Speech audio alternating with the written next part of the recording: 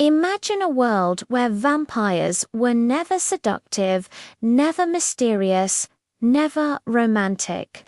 Just monstrous, bloated creatures crawling out of the grave. Now, consider this. One single century of literature completely transformed them into the complex, captivating beings we know today. How did that happen? Well, that's exactly what we're going to sink our teeth into. Before we dive deep into the dark origins of vampire literature, make sure you subscribe to the More Vampires channel. Hit that like button and leave a comment telling us your favorite vampire character of all time. We want to know who reigns supreme in your dark hearts. All right, let's begin. Long before Bram Stoker ever dreamed of Dracula, stories about blood-drinking creatures haunted Europe. But these weren't the vampires you see on screen. They weren't charming, they weren't noble, and they were barely even human. Early vampire tales from folklore portrayed them as pale, bloated corpses revenants, returning from the grave to spread disease and torment their former villages. These stories weren't about personality or tragedy. They were pure, raw horror, designed to explain the unexplainable plagues, sudden deaths, and the universal fear of the unknown. They were monsters, plain and simple. Then everything changed in 1819 with a short story called The Vampire by John Polidori.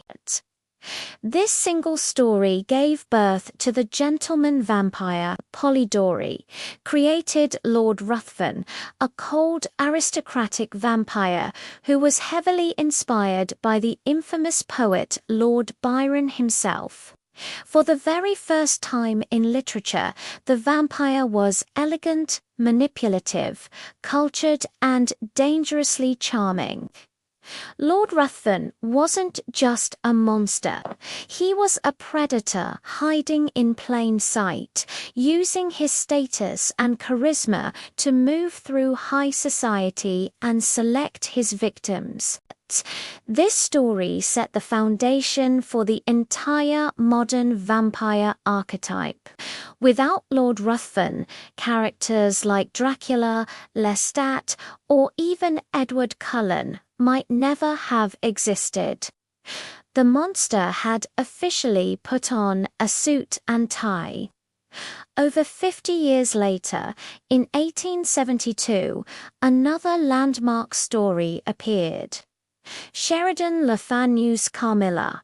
This novella didn't just give us one of the first major female vampires in literature. It also shifted the focus of vampire horror. The story dives into psychological tension, erotic undertones, and the strange, intimate connection that can form between predator and prey. Carmilla wasn't just a monster lurking in the shadows. She was a seductive, lonely figure who craved connection as much as she craved blood. She gave vampires emotional complexity, seductive tension, and a powerful theme of forbidden desire. The story's atmosphere and its depiction of a female vampire would heavily influence Bram Stoker a few decades later, particularly in how he portrayed Dracula's brides. Carmilla proved that vampires could be more than just scary, they could be deeply, unsettlingly personal. And then, in 1897, the legend himself arrived. Bram Stoker's Dracula didn't just refine the vampire myth, it defined it for generations to come. Stoker took all the elements that came before him and synthesized them into an unforgettable masterpiece. He either created or popularized many of the rules we now take for granted. Vampires avoiding sunlight, sleeping in coffins lined with their native soil, transforming into mist or bats, and having a mortal fear of crosses and holy water. He also gave us the quintessential vampire hunter archetype in Abraham Van Helsing, a man of science and faith dedicated to destroying the undead. But perhaps Stoker's most important contribution was the duality of Count Dracula himself. On one hand, he is a terrifying, ancient monster, a creature of pure evil and primal hunger. On the other, he is a sophisticated, almost regal nobleman, an intelligent conqueror with a tragic past. This conflict between beast and aristocrat, between the horrifying and the captivating, is the very essence of the modern vampire. This duality is what makes the character so enduring and is a template that still defines nearly every vampire story written today.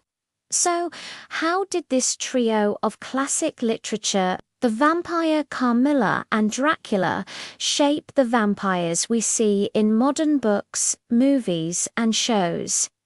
Their influence is everywhere. Modern vampire fiction stands on the shoulders of these literary giants. Let's break down those direct influences. First, the seductive vampire. This entire trope, from Anne Rice's Interview with the Vampire to the Vampire Diaries, owes its existence to the alluring danger first pioneered by Carmilla and Lord Ruthven. They taught us that the greatest threat isn't the monster you can see, but the one you invite into your home.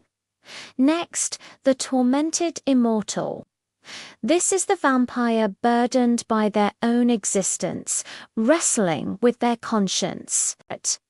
We see this in characters like Louis from Interview with the Vampire, Angel from Buffy the Vampire Slayer, and even Marvel's Morbius. This idea of the vampire as a tragic, cursed figure finds its roots in the loneliness and ancient sorrow hinted at in Dracula's character. Then there's the vampire as an anti-hero. Thanks to the sophisticated villainy of Lord Ruthven and the complex nature of Dracula, vampires were no longer just mindless monsters. They could be protagonists, or at least figures we could secretly root for. This paved the way for the vampire anti-hero, a staple of modern urban fantasy, and of course, the vampire's tragic loneliness. This is a recurring theme in nearly all contemporary portrayals. The idea that an immortal being is doomed to watch everyone they love die is a powerful, dramatic concept. It's a theme that stems from the ancient, solitary nature of characters like Dracula and Carmilla, giving them a layer of pathos that makes them so compelling. Finally, we have the concept of a vampire society. Stoker's Dracula wasn't just a lone creature. He was an ancient nobleman with a long lineage. Modern creators took this idea and ran with it, building entire worlds with intricate vampire hierarchies and politics, like in Castlevania Vampire: The Masquerade, and so many of our favorite TV series. So why do these old books still matter so much? Because they gave vampires their emotional core. They transformed them from simple folklore monsters into characters with depth, desire, intellect, and profound loneliness. Without these literary giants, our beloved vampires might still be nothing more than rotting corpses chasing villagers in the dark. Every modern vampire, whether a romantic hero or a creature of the night, traces its bloodline back to these original, game-changing stories. What's your favorite vampire story, classic or modern? Let me know in the comments below. Thanks for watching, and do not forget to like and subscribe for more deep dives into the stories that shape our world. See you next time.